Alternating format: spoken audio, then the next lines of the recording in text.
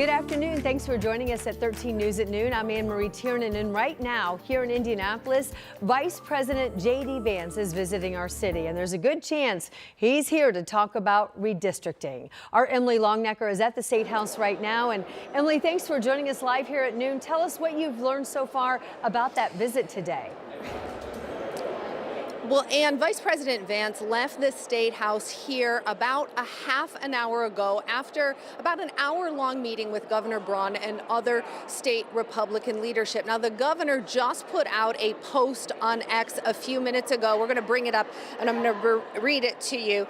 It said, "It was great to meet with VP Vance today. We discussed a number of issues, and I was pleased to highlight some of the great things happening in Indiana." Now, earlier this week, Governor Braun told the media that they would be discussing an array of topics when Vice President Vance came here for this meeting, and that redistricting could be one of those topics. But the governor said at the time earlier this week that he wasn't making any commitments about calling a special session, and that's what it would take to redistrict Indiana and redraw the congressional districts. Right now, Indiana has 9 congressional districts. 7 of them are Republican, 2 are Democrats. Now, Indiana's congressional districts were redrawn in 2021 after the census, and the census happens every decade. And Braun said at the time earlier this week that it wasn't typical to redistrict outside of a census, and he characterized today's meeting as just a discussion. That is what he said earlier this week about the meeting. Now, Democrats have characterized this as a power grab and a way for the Trump administration to hold on to power in the House of Representatives. Other state Democrats have characterized this whole thing as a knife fight, and in that vein, that's why you see all of these folks here today at the State House. Democrats are going to be holding a press conference and a rally of sorts here at the State House to talk about this concern over a possible redistricting here in Indiana. We know Congressman Andre Carson is expected to be here, also Congressman Mervan. A lot of folks here with signs. We are going to be covering it, and we'll bring that to you later today. Ann? All right, Emily, wondering any word of whether J.D. Vance is going to be making public remarks other than what he's posted there on X today? So at this point, we've been told that there is not going to be any public media availability with the vice president. It is our understanding that he could be at a fundraiser, but at this point, no discussion of anything public. Ann? All right, Emily Longnecker on it for us today. Thank you so much reporting live from the State House. On this Thursday, we are talking about the weather. 81 degrees right now, but looking ahead, Sean has 90s in the forecast. Yeah, we're going to be close to it this afternoon. Even if we don't hit it, it's going to feel like the 90s. Okay. We were at 88 yesterday, and we're forecasting 89. So okay, kind of in the same bucket there. It is a quicker warm-up today, I will tell you that. We're sitting at about 83 now here in Indy, 84 in Danville, Illinois, 83 Eagle Creek. Now, these are temperatures. Keep in mind, muggy meter has been creeping up, as we told you, every single day. Not jumping crazy, but we're at dew points near and above 70 degrees. So certainly it's a muggy feel. Current heat indices already approaching 90 degrees, and I think we'll be in the 90s for the better part of the afternoon. Like clockwork, starting to see the new round of cumulus clouds flaring up. A couple of these will eventually become showers.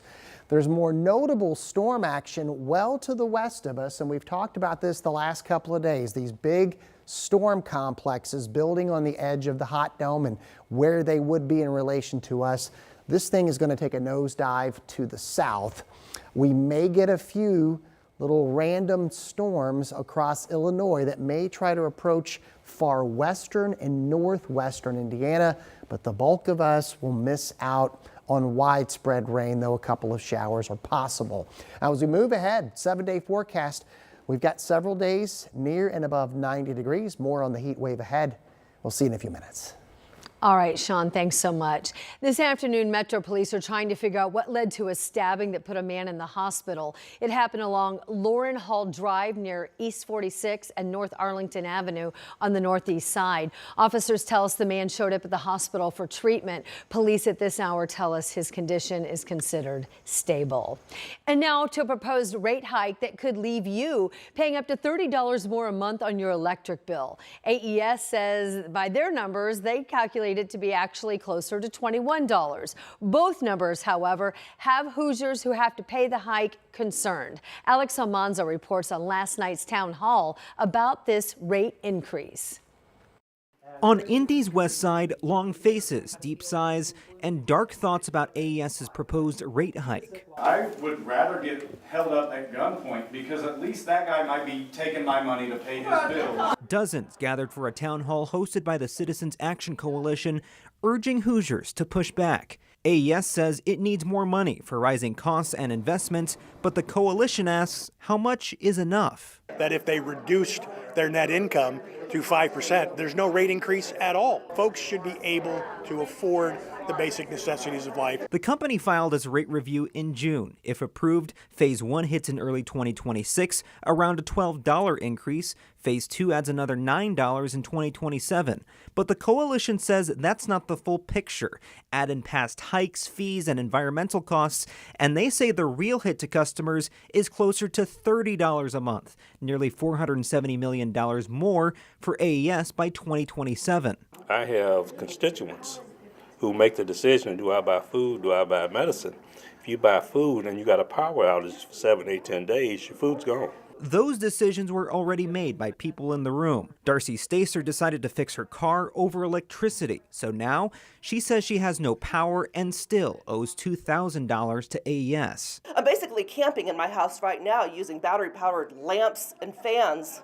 I don't know how well that's going to work with heat, so I might have to bring in kerosene, which isn't safe. But I mean, you shouldn't have to do that. You shouldn't No, I absolutely shouldn't, but what else can I do? For now, she says she's putting up a fight, hoping someone hears her. In Indianapolis, Alex Almanza, 13 News.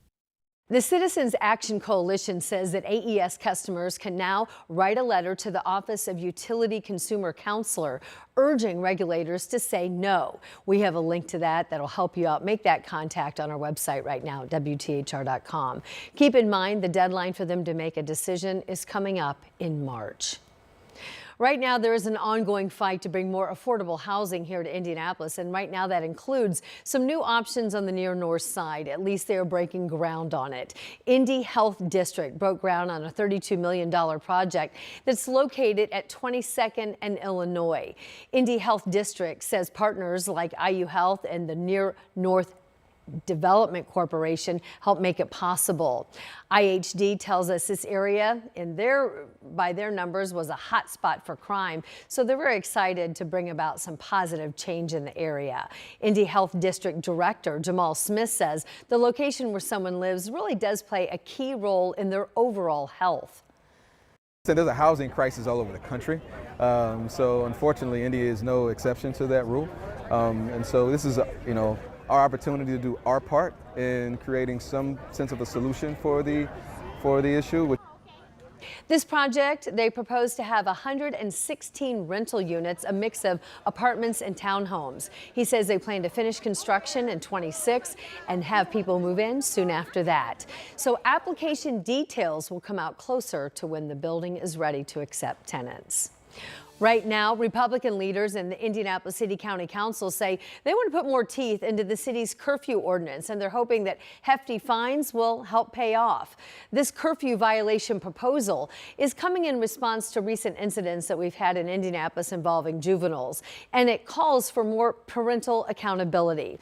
The new proposal would mean the first curfew violation would result in a written notice, and that would go to parents. The second violation would be a $500 fine. If there's a third violation or more, it's a fine of up to $1,500. City County Councilor Joshua Bain says this addresses a lack of consequences for curfew violators now. We have to work with our nonprofit partners, our faith leaders who are already stepping in the gap and filling in for a lot of vacancies that we have now. But this is going to be a great way for us to come alongside them and say, we're serious about this as well. The proposals officially will be introduced at the meeting next Monday. They could be brought to the full City-County Council for consideration by next month. If approved, the fines would take effect in September. Now, Councilor Bain goes on to say part of the reasoning for adding these fines is to also have money to support community leaders who are working to make a positive impact on our city's youth. Take, for example, James Jackson. He's a local pastor, and he says they've had a youth program supporting our community for more than 10 years now. And he believes that curfew violation fines could lead to a safer community while also holding those parents accountable. Certainly we don't want to punish parents or create financial hardships for parents, but we do want to make sure that our youth are safe and that our city is safe. And so I think that the counselors who are proposing these kinds of things are thinking about public safety. It takes a community conversation, and you are welcome. In fact, as soon as this Saturday, Pastor Jackson is joining the annual Youth Anti-Gun Violence Peace Walk. If you'd like to join in, it starts at the Community Alliance of the Far East Side. The registration for the walk will start at 10 o'clock Saturday morning.